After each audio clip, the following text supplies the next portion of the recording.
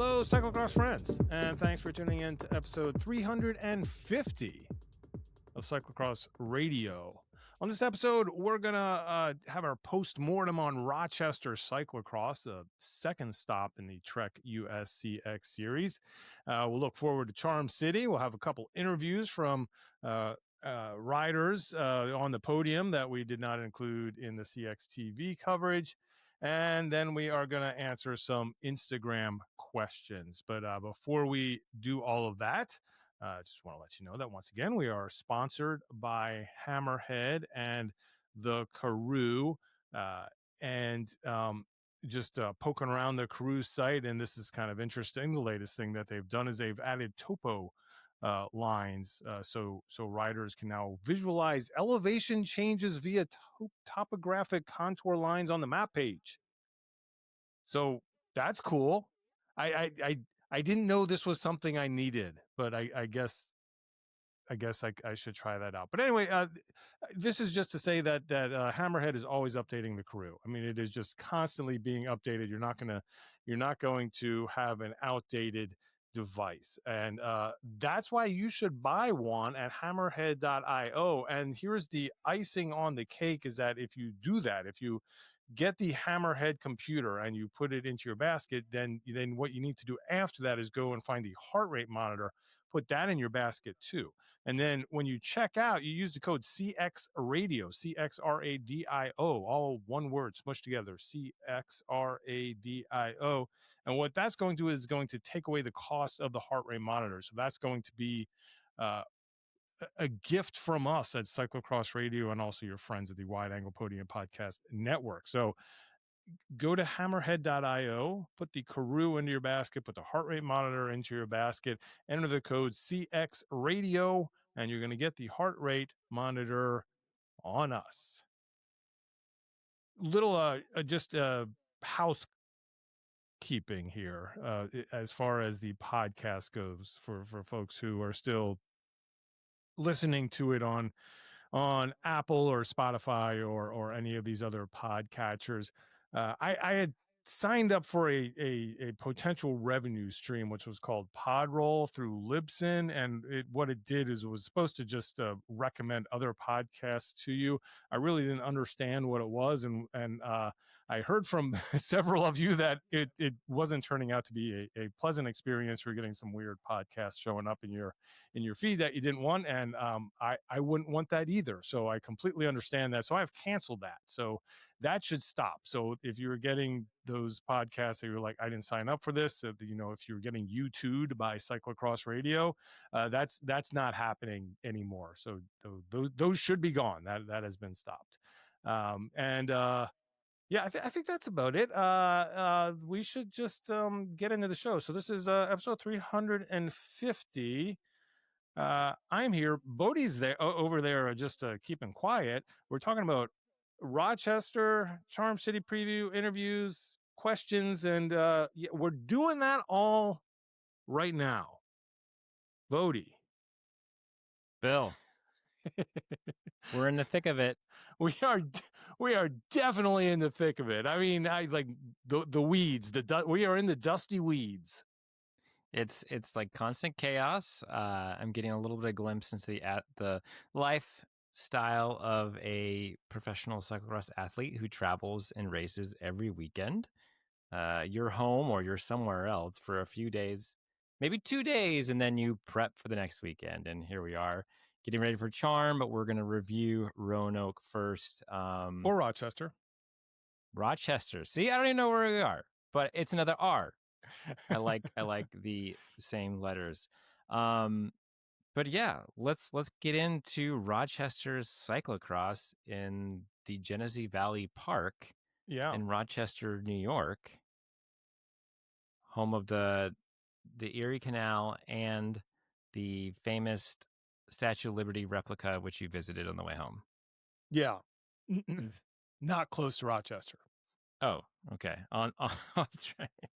An hour or so away on the drive. Not close. South of there. It's what else is it home to? Kodak, yeah. Funny story, right? We met a gentleman On Saturday, he came up to me and he said, "Are you with the press?" And I said, looked at my badge and I said, "No." Even though the badge said press or whatever, I said, "No, I'm just filming for a YouTube channel." And he's like, "Oh, I made film for 30 years at Kodak." And I was like, that's amazing. And I said, "You should go find my friend, also in a red basketball jersey, very tall. He will be delighted to hear that as well." And I heard that he found you out too. He did. Yeah, it was great talking to him. He had worked there for 38 years. He had gone through 15 downsizings with Kodak and survived all of them. And yeah, he actually made I think he made the film. Like, it was actually like making film, which is super cool. Yeah, that's really interesting. I would love to learn what the process of, I mean, it's plastic with chemicals sort of embossed on there that obviously have the right mixture to react to the light, and each different film has a certain mixture of other chemicals, and that's pretty cool. And then I guess you probably put them in little canisters and wound them up. And I like this What idea, the evolution of his job, and how that worked with making the film. And then I guess he got out of there before it was too late. Yeah, but it's been, kind of doing that for years. When I lived in Rochester, it was 2000, and at that time, even the issues with Kodak were even back then, because digital had started, and they had decided they weren't going to pursue digital, even though they had made a digital camera and then shelved it because they figured that would never take off. And then the thing that had happened when I was there, like the two controversies that had happened. One is that Mann's Chinese Theater in Los Angeles, which hosts big events and premieres and all this kind of stuff, just a landmark in Los Angeles, it became the Kodak Chinese Theater. Like, they were sponsoring it, and uh, people were getting laid off in Rochester and wondering why the company was spending all this money to sponsor this theater. And then the sort of the second one that was even bigger, and this was just a wild thing, because it had nothing to do, like, I think it was either CVS or Walgreens, and they were like innocent in this, but Rochester was starting to boycott them, because in the Rochester pharmacies, I'm pretty sure it was, yeah, it's either Walgreens or CVS, they had the Kodak, like, disposable cameras that they made in Rochester, but the ones that they had there were HO in Mexico. And people were going nuts that the local stores were like, selling these made in Mexico cameras, while people were getting laid off in Rochester. And it's not like the local store was saying, we want to order these and not Right. those. It's just whatever they get sent. But yeah, so that was a bummer as well. But yeah, so they've been struggling for a while. But they're still there, Yep, they're still there. apparently. When I worked at the company I worked for, there were people, a lot of former Kodak employees were also in that building as well. It's just sort of shifted over. All So, right. on a happier note, Yeah, film talk is over. Kodak it's hour. film is much. Here's Oh, your segue. Here is your segue, yeah. Bodie. Much like you can see the hashtag film is not dead. Cyclocross, not dead. Cyclocross, not dead.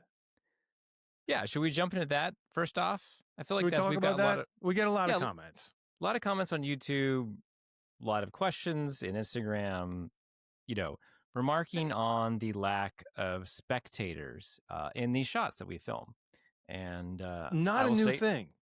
no, Like, not a new thing.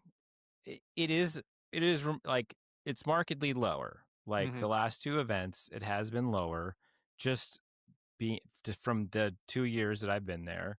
I will say Rochester still had a really great vibe. Like I said, you pull in, there's all these camper vans there. This is a shaded area, lots of team tents. So it does feel like there's a lot of people. There was one moment there were just people all sitting in the shade by the course under the trees, like sharing beers, like having picnics. So it was awesome to be around, and it wasn't like a ghost town. But just not as many people at Double Trouble as the year before. And yeah, that is unfortunately the state of things. That is true. That's we're not trying to ignore that or hide that. It is I will it say is a in my reality. shots, and again, I agree with you, and you can even look at the registration was down in both of these places, and definitely if you look at finish lines, it's not as many people as there were. The one part where I'm saying it's a little unfair is that when GCN was covering these races, the part that I shot for Right. Rochester, which we'll get into, was a drone was shooting that. So you weren't seeing, nobody really goes to that part of the course anyway. But when it's a drone, you don't really notice that no one's down there. When I was shooting, I was able to. Um, it's sort of like a double-edged sword in that you want there to be a lot of people there, but at the same time, when you're trying to film it, it's really easy because you can just like spin around and no one's ever getting in your shot. Yeah. Yeah. I mean, yeah. I think we'd probably like to have more people there and work with them. Admittedly, it is tougher to shoot this kind of coverage with a longer lens. You have to often be farther back, which means people don't quite think they're in your way, and they are. But we made it work. And yeah, that part of the course that you filmed in Rochester, a lot of, yeah, there's no, I don't remember there anybody being, there's like just, you wouldn't be over there anyway. No, there are people, and So, there's always people near the stairs, right. Yep. near the finish, and that was filled. And I will say I love how you use the crowd, especially when you were shooting in the pavilion. That was cool to get the Oh, flyover and the yeah. The planks. silhouettes. Those were Yeah. neat shots. Yeah, just Yeah. shooting Thank through you. people. Yeah. I Yeah. mean, so we when we do these events, we film these races, we are really trying to catch the story, watch the action, and there becomes a point sometimes in the men's and women's where the race is essentially over and it is a time trial to the finish.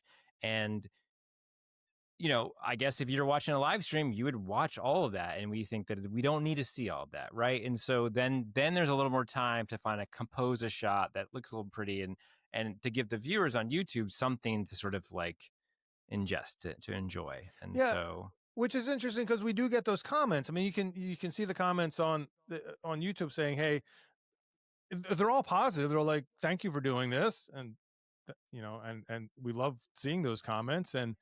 And they'll be like, "Oh, I really miss seeing the whole race in a live stream."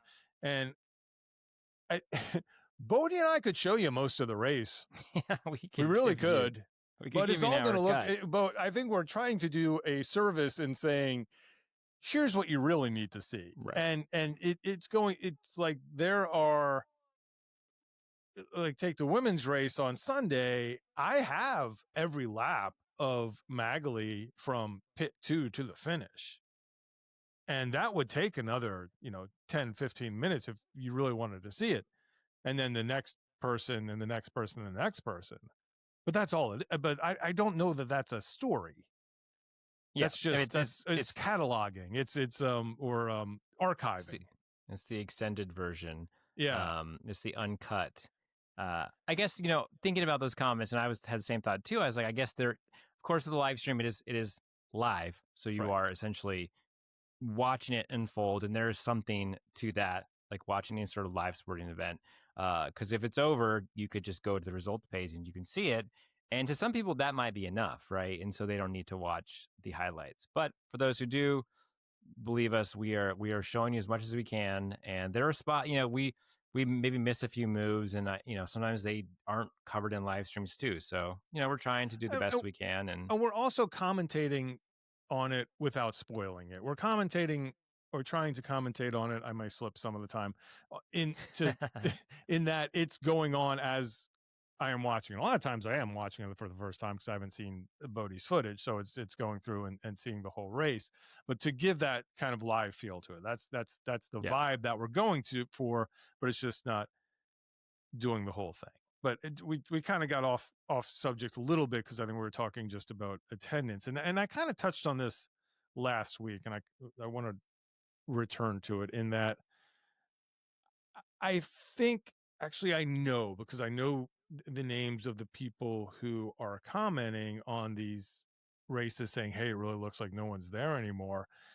And what is sort of going on in my head is like, well, I know you were there at one time, commenter. So why aren't you there?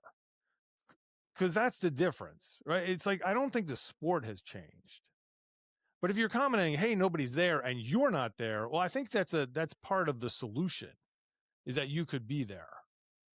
And so I guess my challenge is like, I want to start a campaign, kind of a bring a friend to a cyclocross race, get them Yeah. interested, and I think that's what we need to find again. We need to find it, and I think it really does start at the local level. For both of us, that's where it started for us. We started racing at the local level, and we're like, "Hey, this is cool. Where else is this happening?" And then sort of branching out to the point. Like I used to just, when I was in 2003 when I was racing cyclocross, I was just racing. I was racing in the Mid Atlantic. I was racing every race. I was racing 30 times, a season or more. And then I was like, oh, well, I go to Charm City and that's cool. And that's a UCI race, whatever that, what else is out there? And then just started traveling around and like learning more. I knew about Europe, but I didn't really grasp the whole US scene and learning about that and going to more of that. But it all started from that local scene. And I think that's what we need to continue to support. There was a question that we got, Bodie, about what cyclocross is like in Japan. Yeah. I had the opportunity to travel to Japan I had to write down these dates.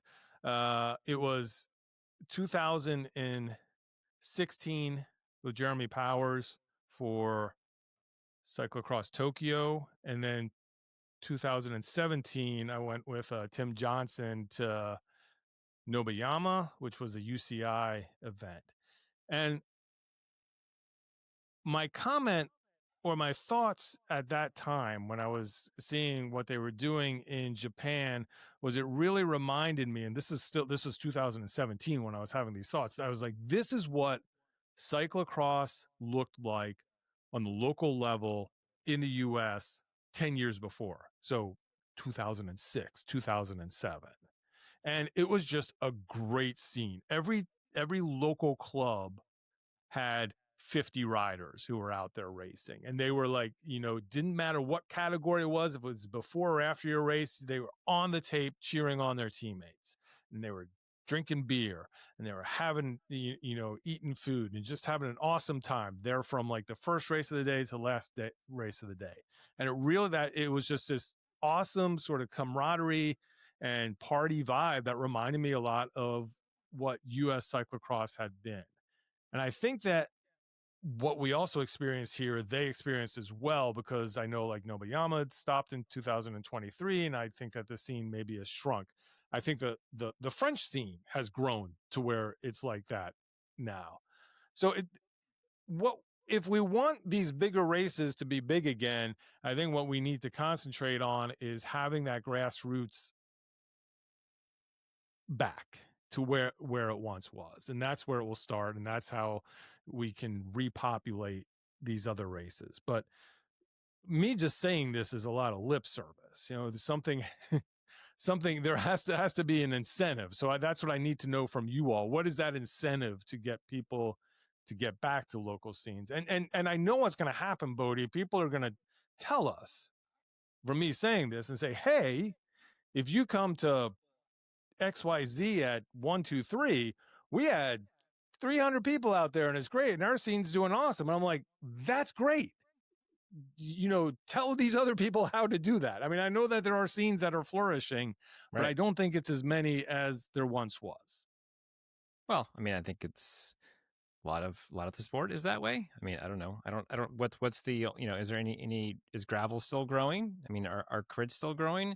In my area, regional crits in the Southeast aren't as big as they used to be, except maybe Athens, right? I mean, participant numbers are lower. So I don't know. Like, if there's a shrinking of the sport, then yeah, that people have moved on. I mean, maybe Maybe it's Gen Z's fault because they don't drink as much, so they're not imbibing. But there's one thing I wanted to say: the idea that cyclocross is dead, which I think it's not dead. And I think that sort of belittles a lot of the efforts of a lot of folks at these events, specifically the athletes who are training their butts off, the promoters who are blood, sweat, and tears making these events happen, the volunteers, all the staff there. There's very much a whole village of people working really hard. And I think that the idea that it's dead sort of is disrespectful to all those folks. So the people who still love cross, who go to cross, who do it, it might not be as much as there was before. Someone else, you guys out there, figure it out. Tell them to come. As Bill said, bring a friend. But those who are there are really enjoying, are putting all their effort in. And, we are getting some really good racing that we're documenting. And, Bill and I are working our butts off to try to show what these athletes can do. So just because, it's not as popular anymore doesn't mean it's not as cool. So very much still alive, in my opinion.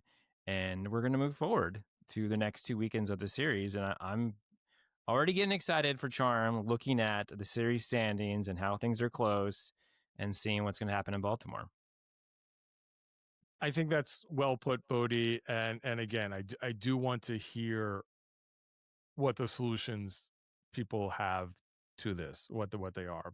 But I do think that people, as you said, are putting in a ton of time to make this sport happen. We are, but it's not us. It's all the promoters, it's all the racers, it's all the support staff. I mean, I know just from what's going on with Pan Ams, this is a ton of time. And the other thing to keep in mind with these bigger races, and I know that they are all struggling to do this, to put on a C1, C2 weekend, when you just decide to do that, you're already like 20 grand in the hole just at prize money alone for the elites. And that's before you do anything else. And I can tell you that sponsorship money really doesn't exist anymore. So how you are able to have a UCI race is really dependent on people showing up to race. And I know people, well, it's not fair. Why do we have to pay for the elites to race? That's the game. That's how it works, and that's how you support cyclocross in this country at the highest level, is that you show up and race. And without that, it's not going to happen. I mean, we are struggling with registration for every race. We're struggling for registration for Pan Ams. And if it doesn't get to a certain level, we're paying out of pocket to have this race because we want it to happen. But we don't really want to do that part of it. So that's kind of the pickle that we're in. So instead of leaving a YouTube comment saying, hey, why isn't anybody there? Be one of the people that's there. I think that's the bottom line. Yeah. Do we want to recap any of these Rochester races? Well, I mean, yeah, let's talk about we Rochester. Kind of already did if you saw the videos. Yeah, we did full coverage up on our YouTube channel, Wide Angle Podium. Go ahead, like, subscribe. I think cyclocrosstv.com as well. Yeah, however you choose to get there. Maybe it's easier to share that link. I will say, thanks to our friends at Goldenrod Designs, they've crushed it on that. If you go to that cyclocrosstv.com site, CXTV site, because not only do you get each race, like all the videos that we're putting out from each race will be up live, and then there's an archive so you can go back and see the other rounds. So right now there's a Roanoke archive if you click on that tab. The other thing that's up there is that you have a results tab from the most recent race. Well, actually all of them if you scroll down, and then next to that you have a USCX standings tab. So a ton of information. It looks really well. It's laid out. It's easy to read. So if you're looking for information on the elite races, on the series standings, on the results, that's all at cyclocrosstv.com, as well as all of the videos that we've produced. Rochester, what did we learn in Rochester? Well, we learned again that Rochester is a good course. It's full of a lot of great features, but it's spread apart. A lot of running. Well, Just that's what we learned that's for true, sure. true. What we learned. I just wanted to share that I ran more than Bill on Saturday Yeah. by 0.1 miles, according to Apple. What did we learn? We learned on day one in the elite women that Monenbacher got her first win in the U.S. soil. No. She won here before? Jingle, you remember? She corrected us. She did. I thought she corrected you on C1 wins. Okay. Now I'm going to her page. Regardless, C1 win. Yeah. I think that was her first C1 win. Anywhere. Yeah. Although she does have a World Cup win, so. Right, exactly. Oh my gosh, how could we forget Jingle Cross? So Monenbacher takes the win on day one. How did that happen? I say you could watch the video, but we had a crash in the first corner that took Magali out, and Monin was at the front and got around it. And by the time Magali dusted herself off and got going again, she was pretty far back. And so, Monin's super strong and just was able to.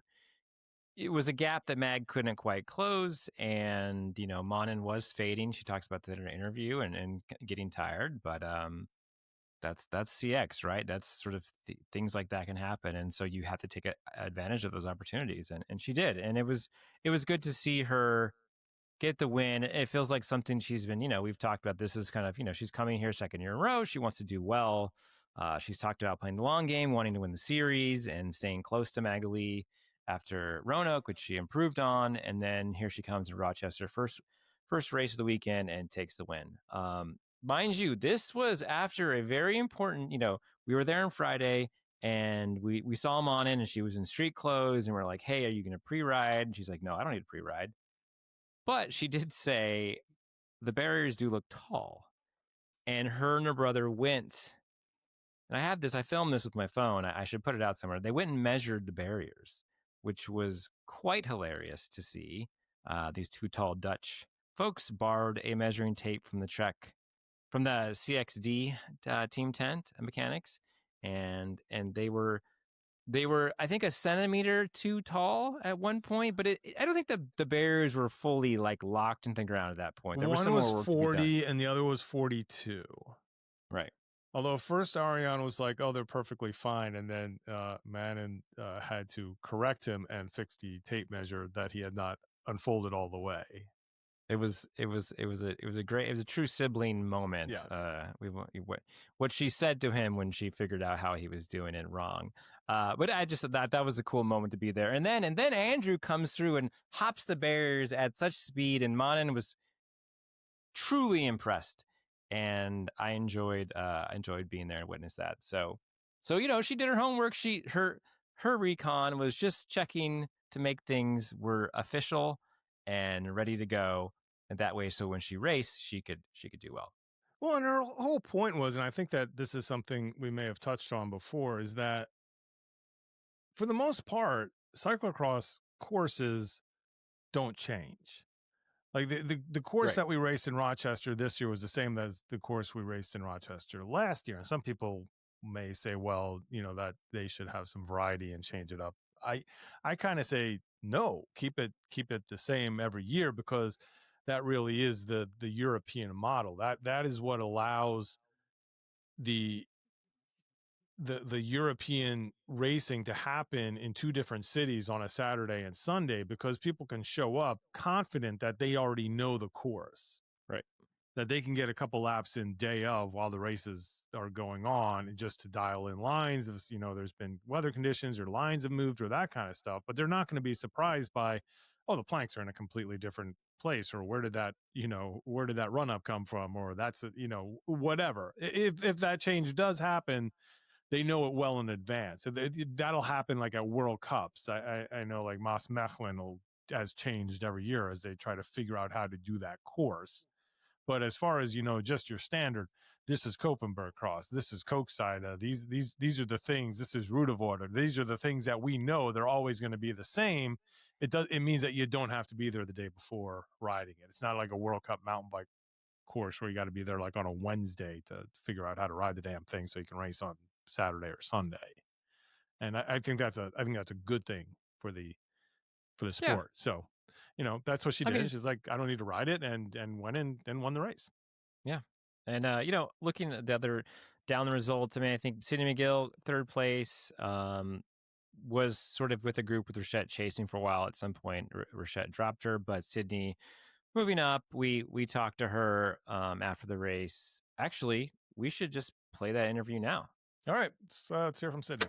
All right, Sydney, we didn't get a chance to chat last weekend, but on the podium here today, sort of a race, different race, man, and out front early, and then you're kind of playing catch up from the beginning. Yeah, it definitely felt a little bit better this weekend than last. I'm happy for it to not be as boiling hot.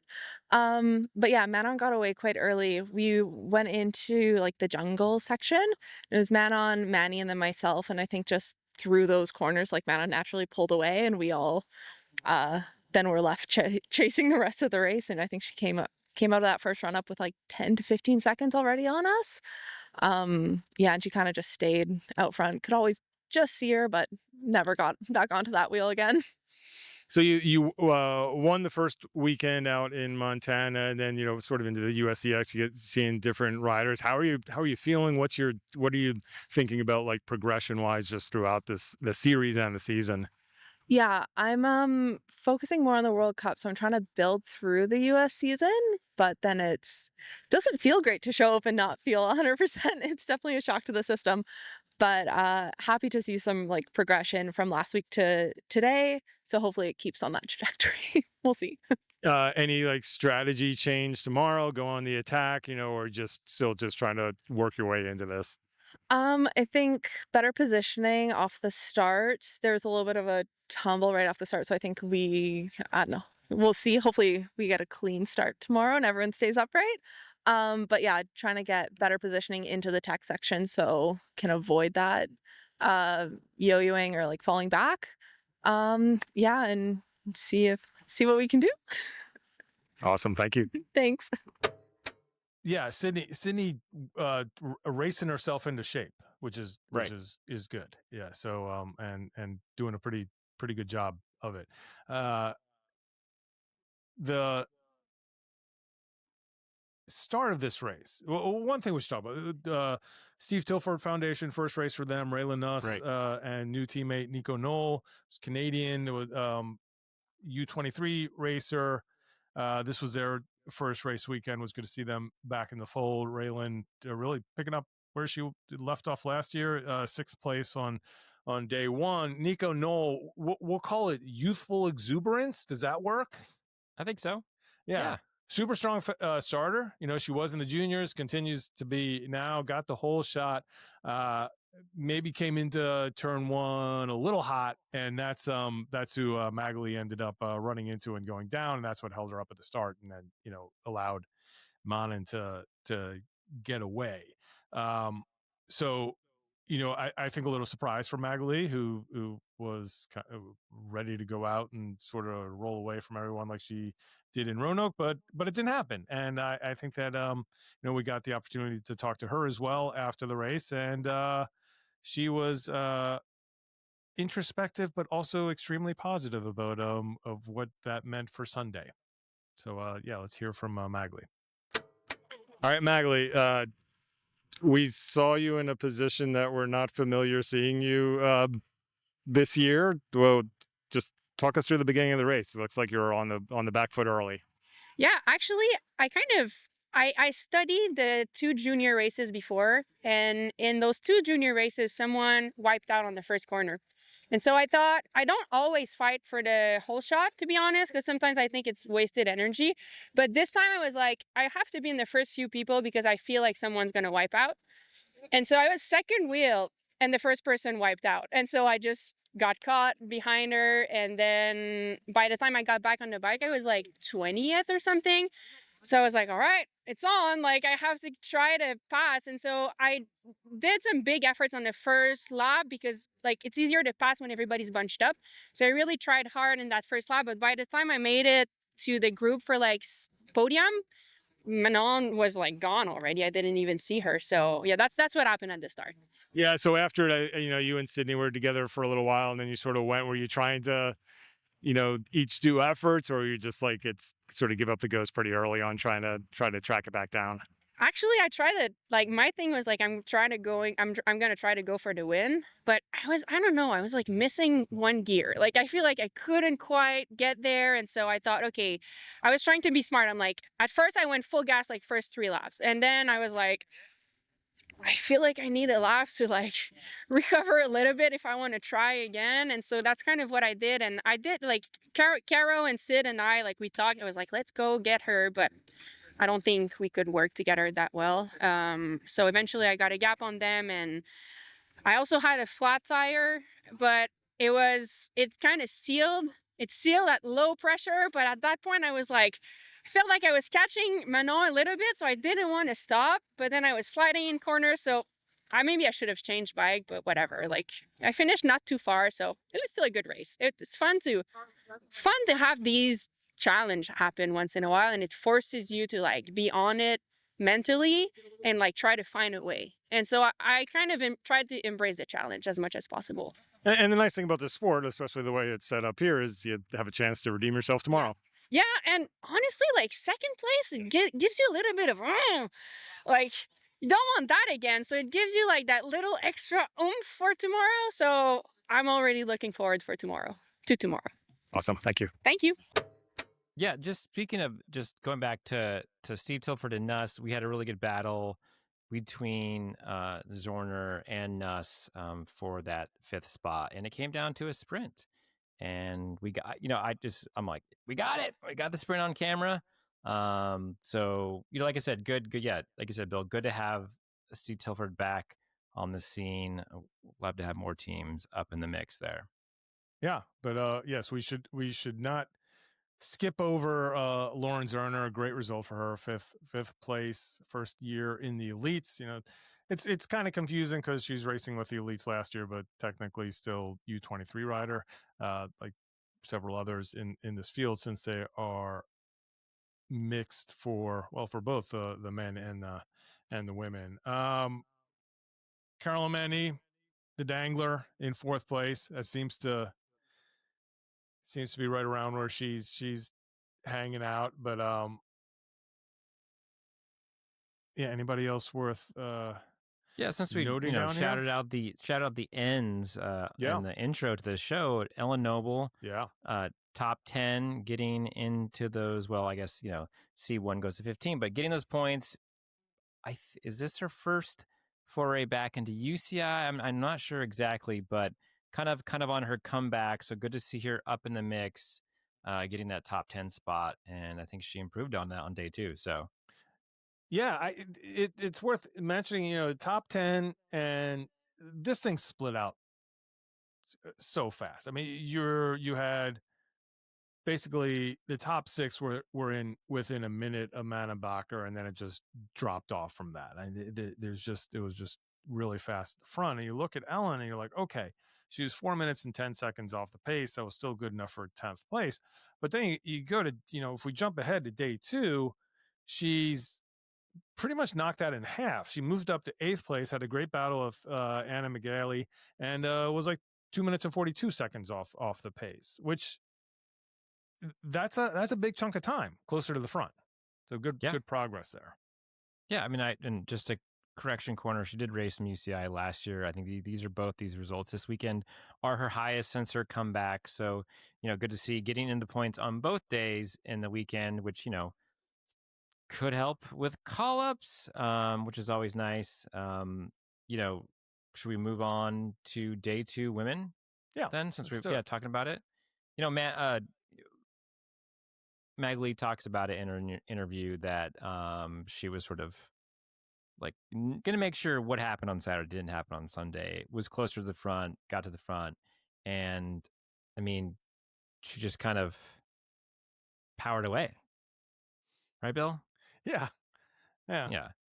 I mean, I say right, Bill, because you edited the women's and I edited the men's, so you watched more of the footage again and again.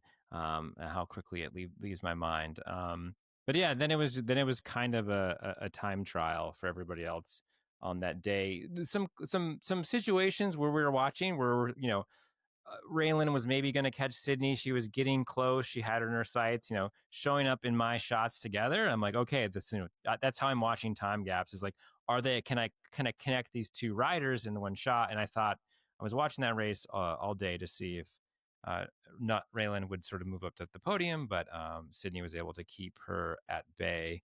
And yeah, Nico moving up, not having as bad of a start up to 7th place, Nico Knowles. So good job to her winning the U23 battle in that race. Yeah, this one was just it was kind of like an Ironman out there without the swimming. We had some running, we had some biking, and it was just huge gaps in between each rider.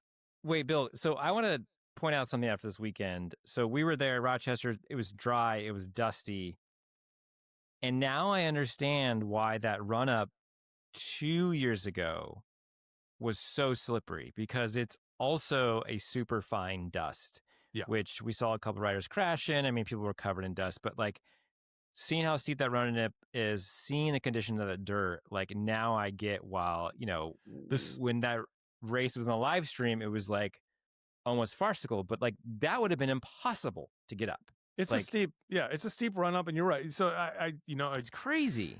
I've said it before. The two slipperiest conditions are when it's bone dry and it's super wet. It's like that's when it gets dangerous, and we saw it like in Double Trouble too. And it's it's just such a coat of dust that gets it. Even on the infield, I think where the pit is, why we saw people going down at pit 1 was because it was a tight U-turn, and I think it just so dry that it just became slick, and there's nothing for your tires to grip on.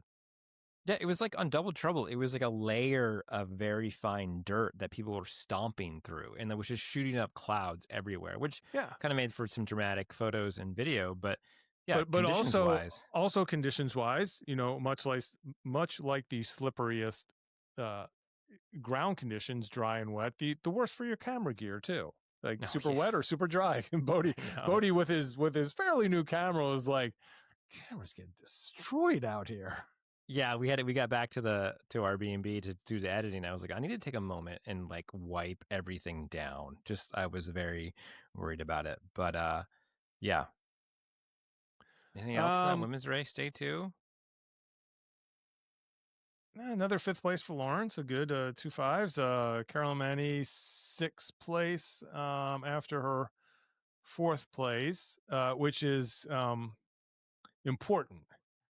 Carolyn Manny's positions of 4th and 6th are important on this day that we'll get to here in a minute. Or we can get to it right now as we move over to the men's race. Yeah. Just to put a bow on what I was saying, the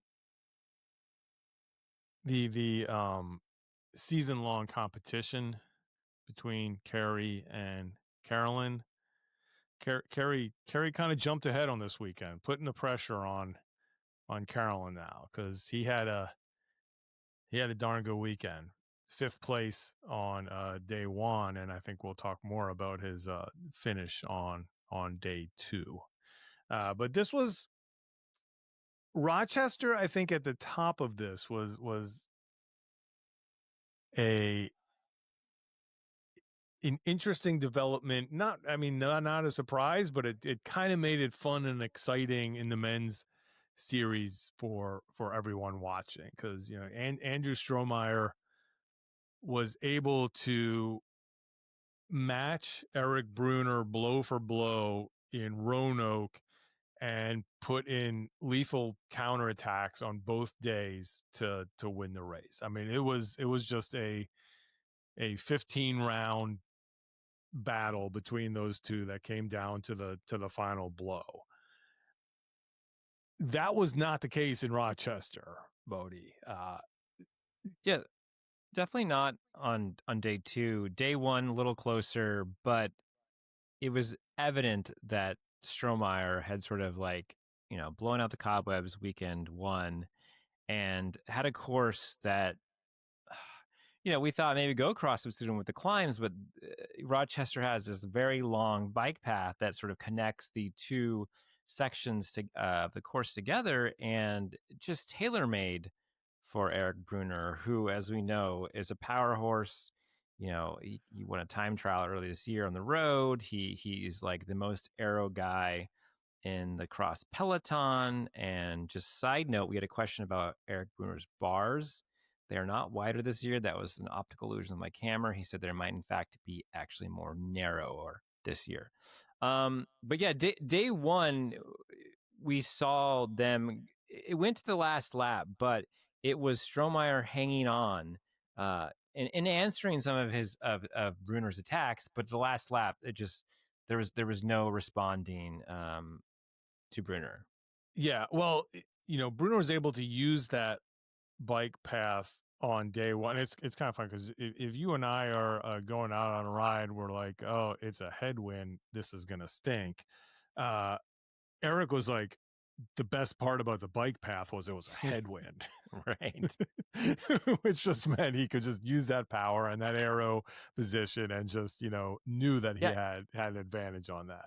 It is like, I guess, because no one's going to get a draft on him, even though like he's much taller than Bruner, but he's a CDA must be very tiny, because if Stroh can't get a draft behind Bruner, like. Well, I think it's once he had that gap, he knew that Strohmeyer was going to have to work harder just to do what he was doing. And he was, what we may have forgotten about, like on day 1, Bruner got out to a big lead early, like lap 2 or 3.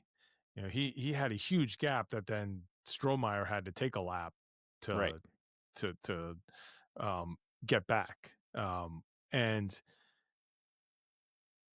we can listen to the interview. We talked to him on day 1.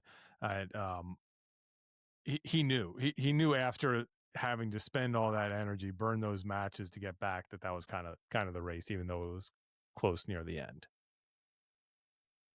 Should we listen to that one? Yeah, let's do it. All right, let's listen to Andrew Strohmeyer. All right, Andrew.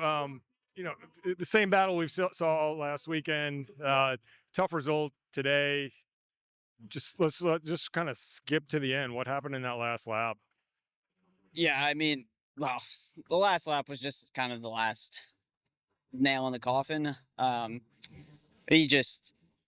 Eric was able to attack on the bike path section, which had a pretty nasty headwind today. And yeah, I just was going as hard as I can, just watching right away from me, which, yeah, it's tough. But the whole race leading up to that point was not super happy with the way I raced. So I think there's definitely ways to improve. So he was able to get a really big gap there that you had to fight back. One, did you have to burn more matches, I'm sure, than you wanted there? But also, like, was that just the attack that you couldn't cover, or was it anything else? Yeah, the one early in the race that's an effort I did not want to have to make while I was making the effort. I mean, it was a full lap, and I knew, like, yeah, this is not good. But yeah, we were just hoping for some group racing, letting other people do the work. I didn't want to just ride off the front with him for an hour. And yeah, he made a move going into the technical section. I got stuck fourth wheel and was just, watched him right away and was like, yeah, this is gonna suck. All right, so he said, Bruner said when we were talking to him that he thought, you went high line on the run up, and maybe that was where you made a mistake. Was that true, or where did he get that gap? Well, I mean, the last lap I went high line because I've been going on the low line the whole race, and I don't know, the high line wasn't any slower. The only thing is, yeah, he was able to. I was leading, and he was able to get in front of me, which, yeah, not the biggest deal because I knew he was going to make an attack on that bike path section anyway, and I was just waiting for it to come. So honestly, following his wheel into that may not have been the worst thing to do. I could, follow him instead of trying to react to his attack. So. Yeah, I don't think that's just a little part of the race, but yeah, really all the efforts early on is what made the difference. All right, regroup and do it again tomorrow. Second place, still a podium. Yeah, second place is still good. So we got bigger goals this season. So All right. Yeah. So the other story line here, I think we talk about Bruner, we talk about Strohmeyer. Tyler Clark is kind of the almost the third wheel here in this is equation. He can definitely stay up with them, but he got gapped off a little bit, and once Strohmeyer caught Bruner, the pace started to slow a little bit, and as they kind of worked their way around, and Tyler was like, we talked to him. He was like, oh, cool. I can get back up there.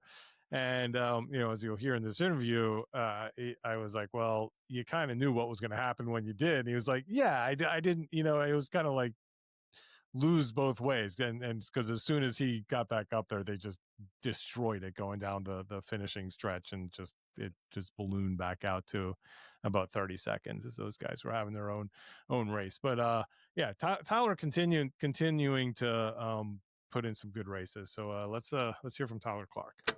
All right, Tyler, third place today, but you put in a great fight. You were closing it down a couple times with Strohmeyer and Bruner. It kind of looked like the cruelest trick, because as soon as they saw you close, you kind of had to know that they were just going to go. Yeah, the gap started closing really quickly all of a sudden, and I was like, yeah, you can see them sitting up looking at each other, and I was coming closer. I kind of hoped that maybe they'd wait maybe another half lap and I could actually get on, catch my breath, and maybe have some fun at the end, but that's all good. I was expecting it wasn't going to last very long. But still, solid third place. A lot of guys chasing behind you, having a battle, but you're out there on your own. So what's kind of the mindset when it's like a lot of room ahead, a lot of room behind, and I still got like 45 minutes to do this? Yeah, I mean, this course is kind of weird because on the second half, there's a lot of drafting you can do, but the first half, it's all these really tight, techie sections, and being by yourself is actually kind of an advantage. So I just tried to ride that as smooth as fast as possible, and then I knew maybe I'd have a bit of a buffer on them. Maybe they'd sit up when it got windy, and I'd be able to slowly inch out a gap, and then just hold on the end when they started going for it at the last lap. So tomorrow, what is it shoot for the whole shot and just hold them off, or is there anything? What do you try tomorrow?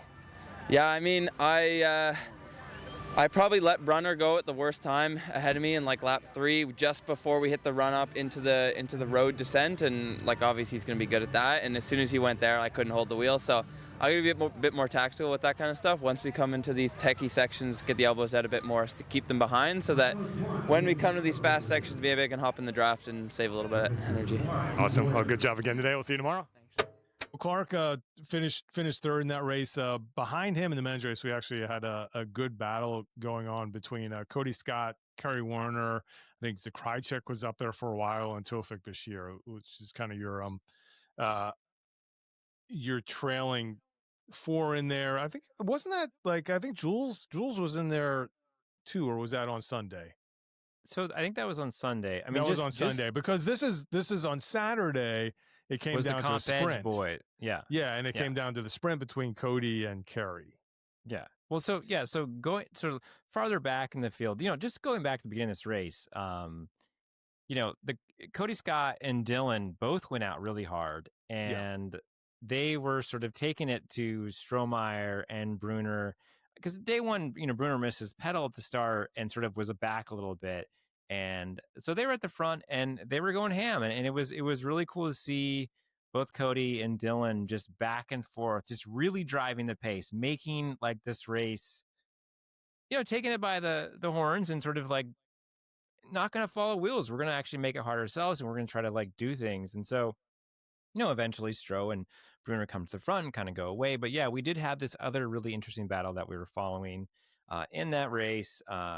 And, it came down to a sprint, and Cody sprinted for the finish line, and Kerry just sat up, and Cody was super stoked to get that 4th place. I think that might have been his best finish in a C1. But, like we always say, there's all these other battles that happen. And so we tried to show that. And I think that was a really good one. Dylan at 6th and Tofik 6th place. Sorry, Dylan was in 6th, Tofik in 7th. Tofik just, once again, showing up to the main stage and putting himself in the mix right away. He's a young guy. He's learning quick. He's got as you'll see on day 2, he's got an enormous engine. The amount of times this kid can dangle off the back on a turn and then get back to that group, you're just like, wow. Once you learn how to turn and you're not wasting those watts getting back to the group, you're going to be pretty unstoppable. No, for sure. And I think that every week we see Tofik out there, it's just a little better and learning every race. The fun thing with Cody and Kerry, just to finish up on that storyline, is that if you go back to Roanoke, when Kerry, talking about Tofik, was able to out sprint Tofik, the guy that he passed coming around that turn before getting to Tofik was Cody. So this was some redemption. Got him back. Cody had the bulletin board material. He didn't forget. So, Ben Frederick in 10th place. We want to take a little detour into Ben Frederick land. Yeah, definitely. Ben Frederick, as everybody knows, I'm sure he's also making that contact. He's filming stuff at these races. He's working. He's trying to be a bike racer. But last year he had a project called Project Lead Lap, and that YouTube series is now live. Episode 1 is on YouTube. You can watch it. He worked with Danny Wang, and I watched episode 1. And everybody, CX friends, you definitely should go check it out. It's sort of that first episode.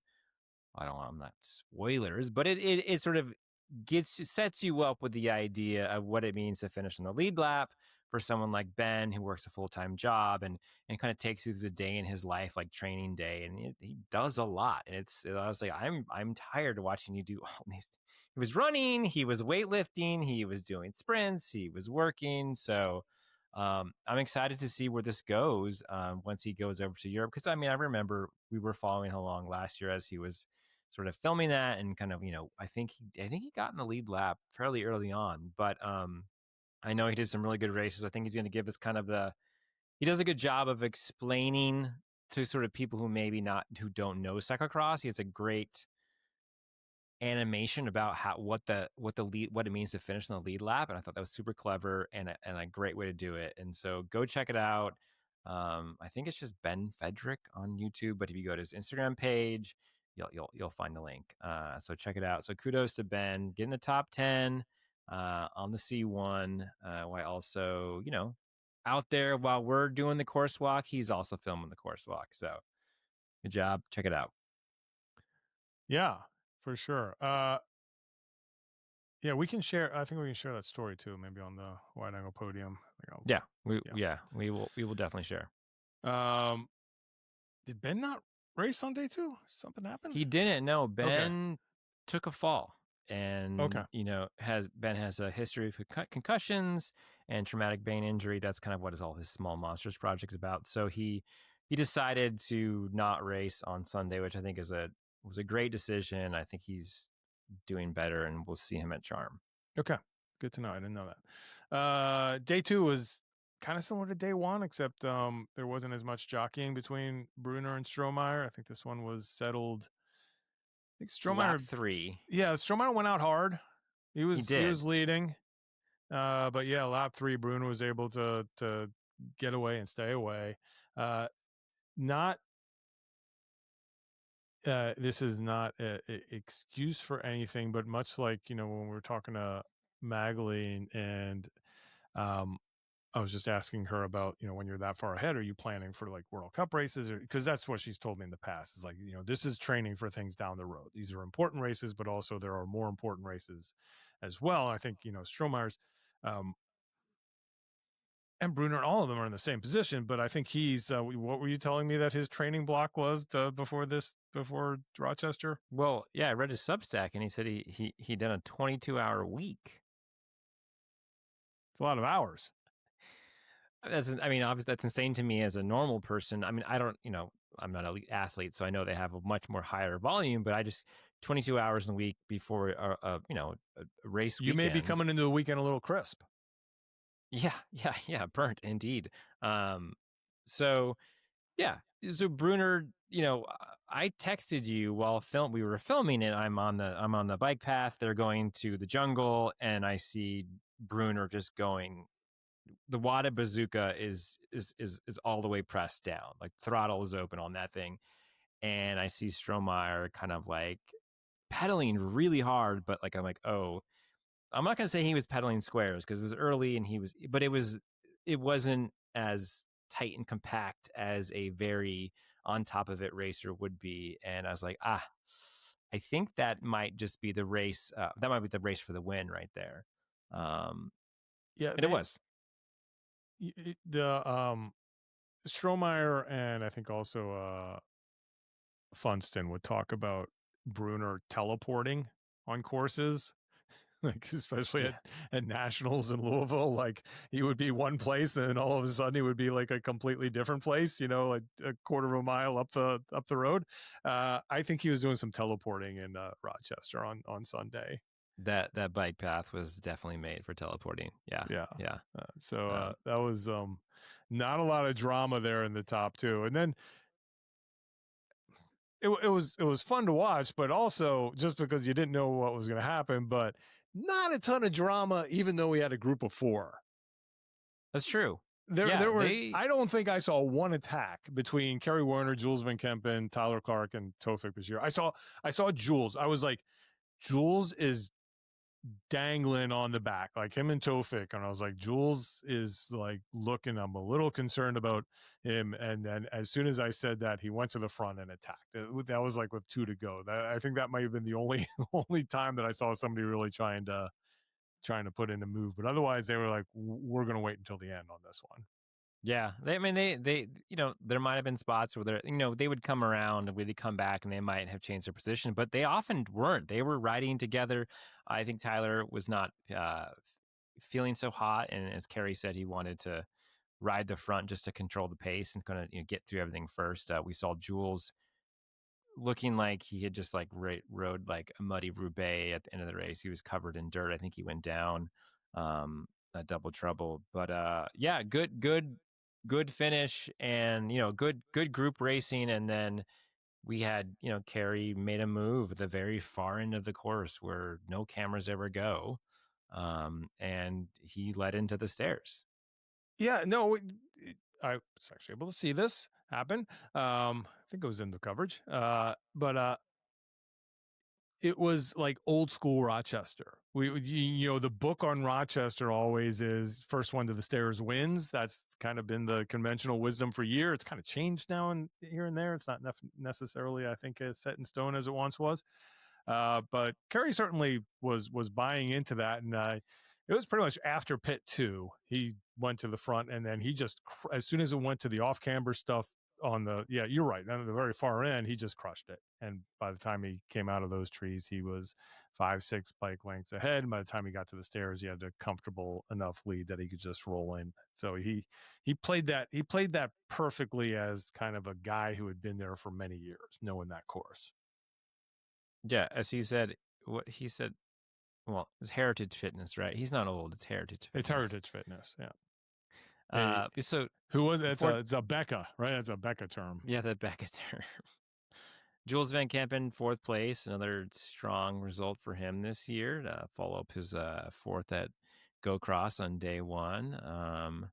Who else would you have? Tyler Clark, 5th place. Tofik, once again, you'll see in the coverage, like Energizer Bunny. Like I kept thinking he was going to get dropped, and he would get dropped. They would leave, and he would come back, and they'd all come back to me, and then he'd be right back on them again. And I'm like, this kid.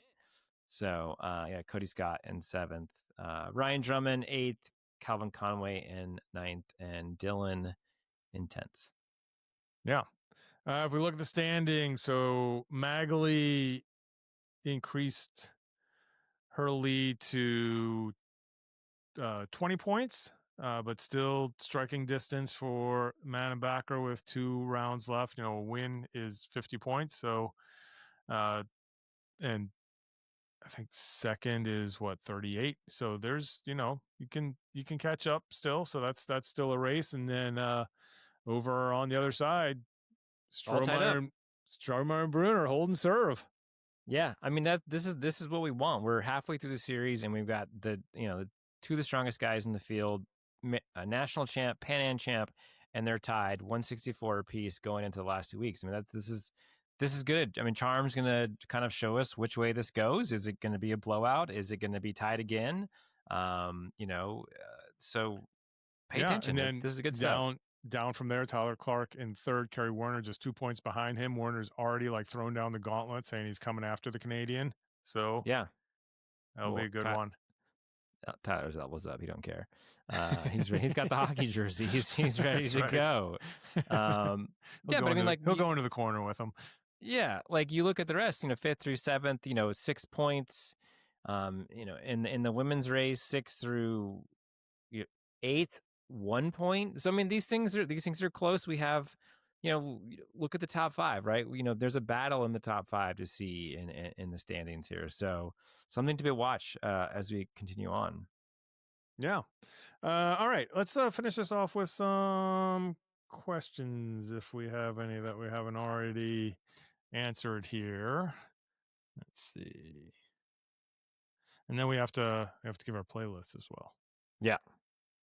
That is what we have left. Okay. All right, Grant. Grant is doing a good work with Hout Racing, putting out the content.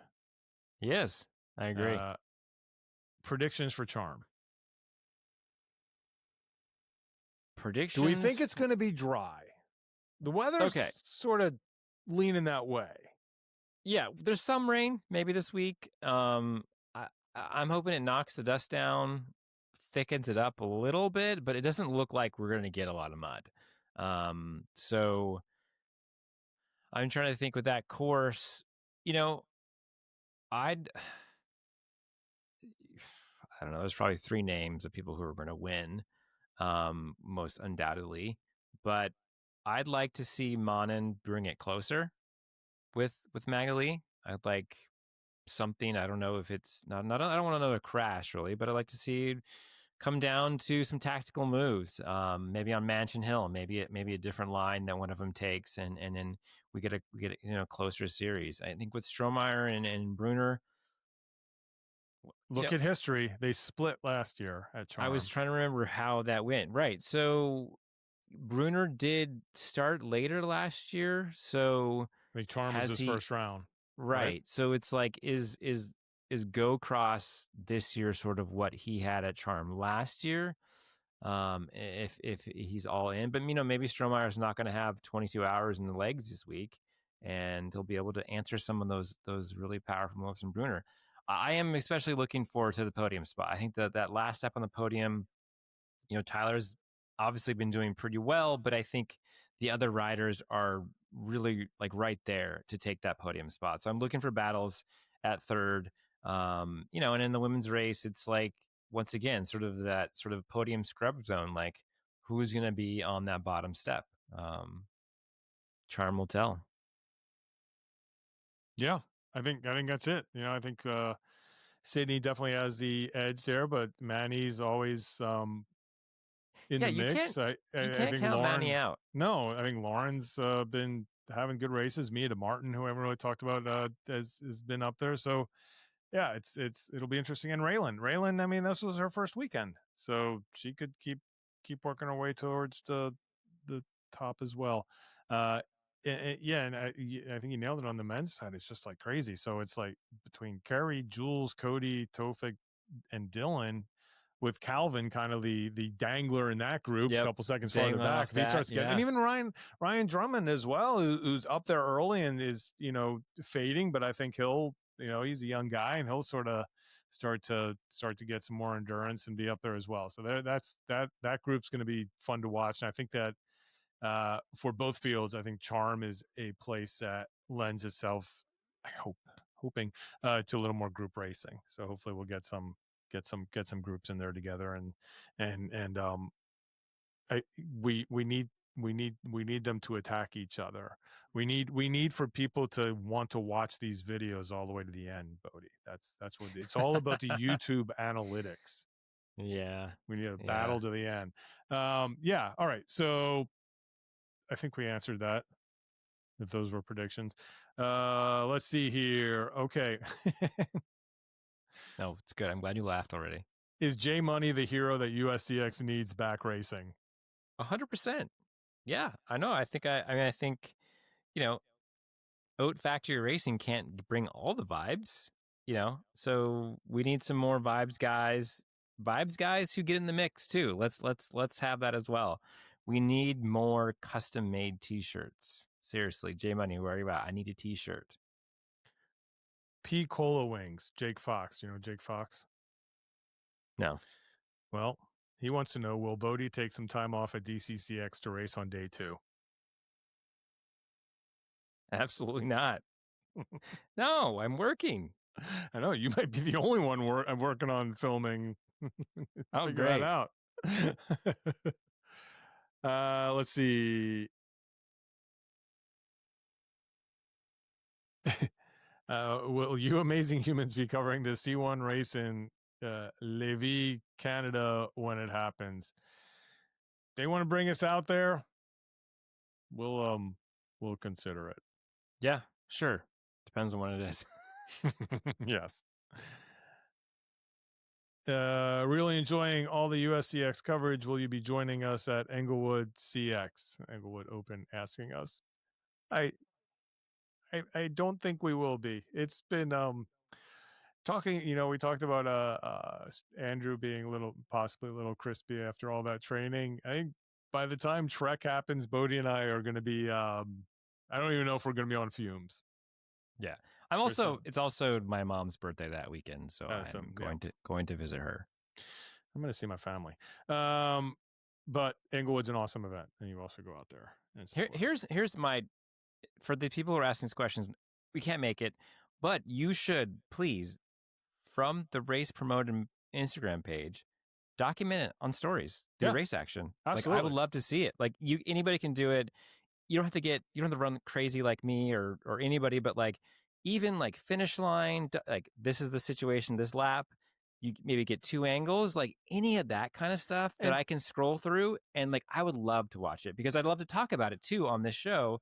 And this stuff, it's pull out your phone, you can post it right there. Like it is easy to do. So, and pay somebody to do it. You're not paying a lot, but only because that makes it a job. And then you do it instead of like just saying, hey, if you got a chance, do this, because then people forget. If you're like, this is your job. Exactly. And I know I was complaining about there not being any money out there. We can pool money together. I'll throw in $20.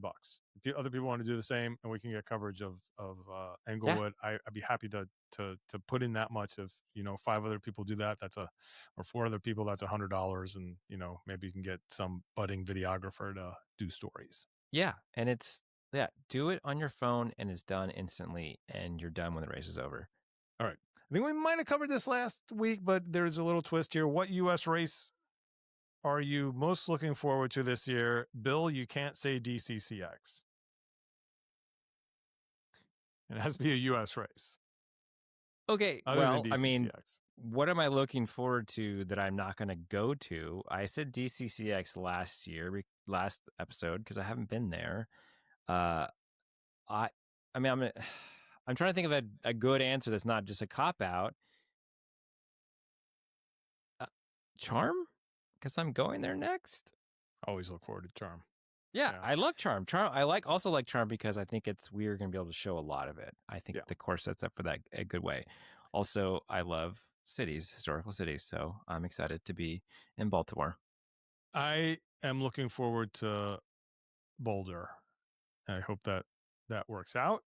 One, I've never been to that venue or seen a cyclocross race in Boulder, and 2, and my daughter goes to school there, so I get to see her. So I'm gonna hang out. That's gonna be a hangout race for me. It's gonna be fun.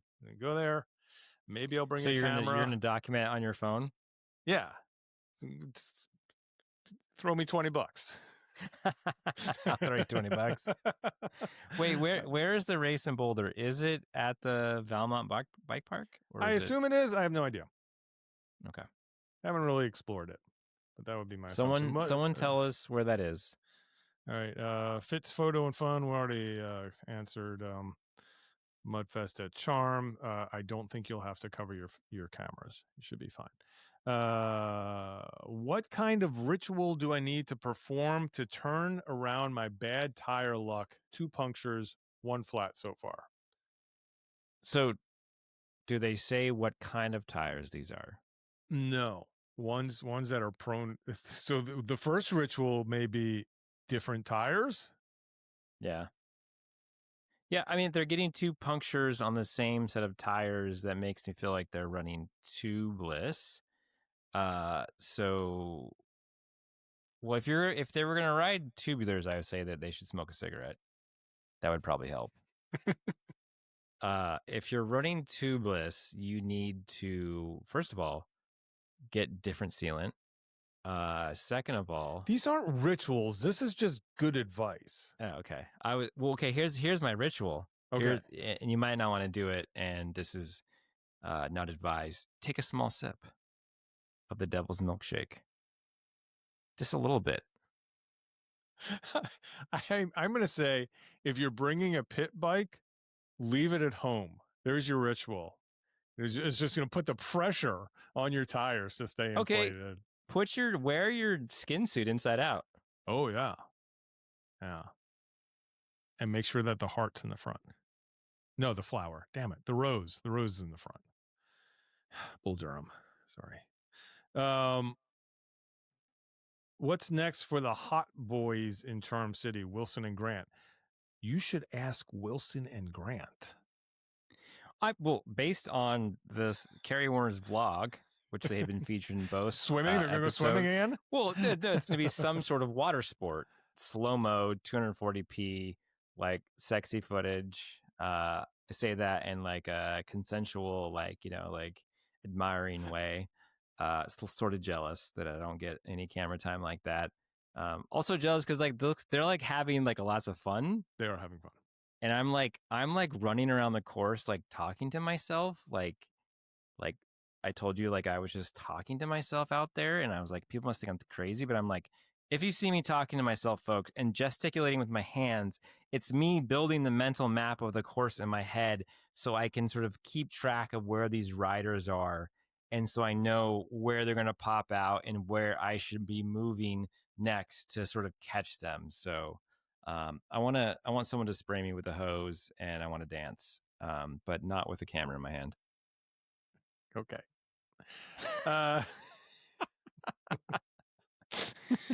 It's getting silly over here. Let's see. Okay, let me roll through here. Ben asks us if we've watched the first episode of Project Lead Lap. We talked about that. Yes, we did that. Frank was asking us about the Cross is Dead type things. I think we covered that enough. Okay, Christian, Goldenrod. How has Quicksand not made it to the CX playlist? That I can't answer, but Christian, that is the perfect segue into. Wait, so sorry, what? Did he mean Sandstorm? No, he didn't mean Sandstorm. He meant Quicksand. Is this a band? Yes. Okay, sorry. Listen to it. Don't know that one. You like it. I think you'd be all right with that. It'll hit your Is it like sludgy metal or something? Not really sludgy, but it's hard. It's good. It's Okay. good stuff. Well, I'm thinking about Quicksands, Okay. Okay. Get into it. Hit me with Get that into the playlist? Yeah, let's do it. All right. Little different vibe. Well, maybe than last week. I'm going to start off with a song that has become sort of popular because of Instagram, but I still think it's a jam and a good pump you up song. Is Decepticon by Le Tigre. Okay. Yeah. Next on the list, Hirachi Lights by Hot Chip. So just some really good bass that I think just kind of gets that groove gets in your body and gets you going. And then these are kind of the same, similar genre. Genesis by Justice. I think most of that album is really good for pump up. French electro pop. Oh yeah, that'll get you hyped. Yeah. So those are my strings along. All right, Bodie, you are just hitting the cool guy vibe, which I like. I like this sophisticated, nice efforts there. I'm going with the 90s, 2000s, just like We're just going power pop here. Okay. Just getting you hype power pop. I'm gonna start out with your favorite piano and bass power pop band, Ben Folds 5. A lot to choose from here. I went with Army. Good, upbeat, driving Okay. beat. So we're Army, Ben Folds 5. We're going with the cheesiest on here, but just a good. I mean, if you want this like in your head, get you moving around the course. Banditos by the Refreshments. Okay. You'll know it when you hear it. And then just, not cheesy at all and very serious and important band. I say that with no irony whatsoever. I think somebody asked if the Replacements were the greatest band ever, and I think I would say yes. Dose of Thunder by the Replacements. Okay. There it is. Another good pop, heavy pop. I can't recall any of those songs off the top of my head, so. Well, I'm going to share the list. We have a Yeah. listener, Ginger Damas, put together the playlist for us. So I will share their Spotify playlist with all of our songs on it. It's going to be an interesting mix because I know you had Yeah. Tom Petty on there last time. Heck yeah. I don't know that I mean, what they say about opinions. That's but where you start out. You get on that trainer, you get a little refugee in there, you just start spinning, you get up. It's a progression. okay. I wouldn't like have that. to reorder them to Right, that's the thing, to like- work it in, but yeah. Yeah. Okay, we're so our week has not finished yet because we're gonna get this thing up here, and then we have at least one day of juniors. Hopefully, we'll get the second day, but so far we should have another day, one of the days of junior coverage up on the CXTV site, and then I think I'm picking you up at Baltimore Washington International Airport on Friday, and we're just gonna do all this again. Yeah, looking forward to it. All right, we'll see y'all then. See you later, CX Fiends.